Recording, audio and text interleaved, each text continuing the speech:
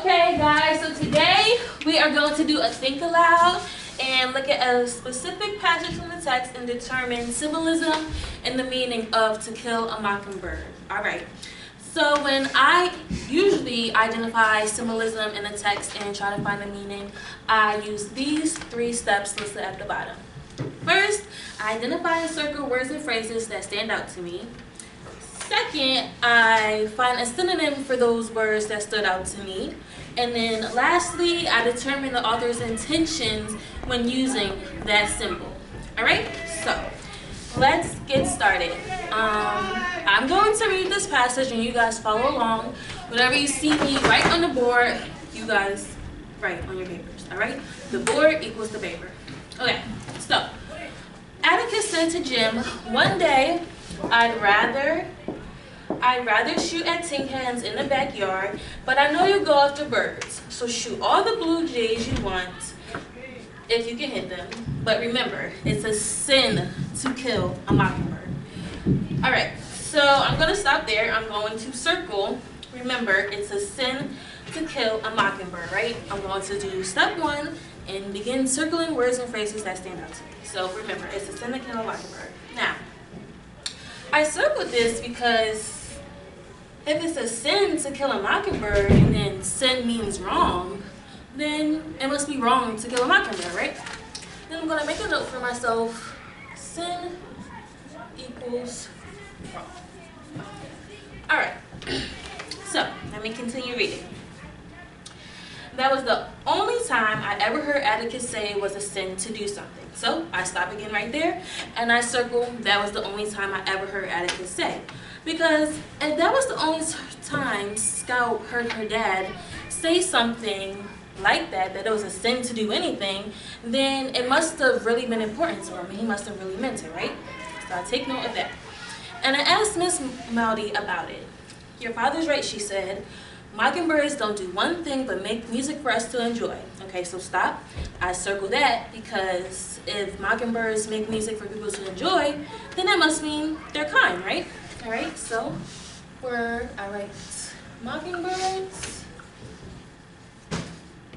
and I write kind. Alright, then I continue. They don't eat up people's gardens. Alright, so I stop there and I circle that.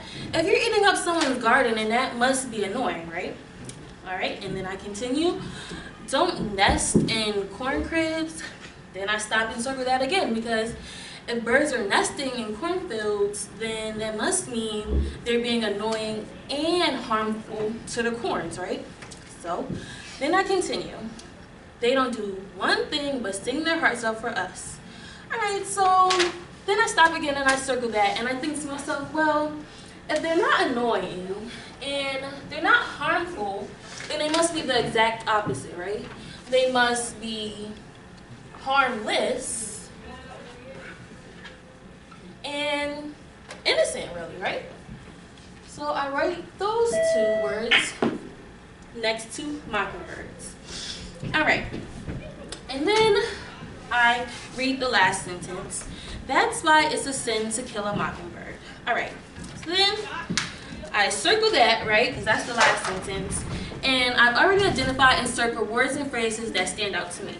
So now I'm on to step number 2, where I find a synonym for the words and phrases and replace those words. So I'm going to try to rewrite that last sentence I just read. That's why it's a sin to kill a mockingbird, because that's the name of the title, right? To kill a mockingbird. So I'm going to try to rewrite that sentence. So I take a look at the board and I write to kill a mockingbird. It's a sin to kill a mockingbird, right? So if I have wrong for sin, then I'm going to erase sin and write wrong. It's wrong to kill a mockingbird. Now if I have kind, harmless, and innocent for mockingbirds, then I'm going to erase mockingbirds and choose one of these and write innocent. Now I have it's wrong to kill an innocent. So let me just change and replace that with something. So now I have it's wrong to kill something innocent, right? So that really takes me to step 3 and answers it for me. So if I already found a symbolism for a mockingbird, you know, mockingbird is innocent, right? So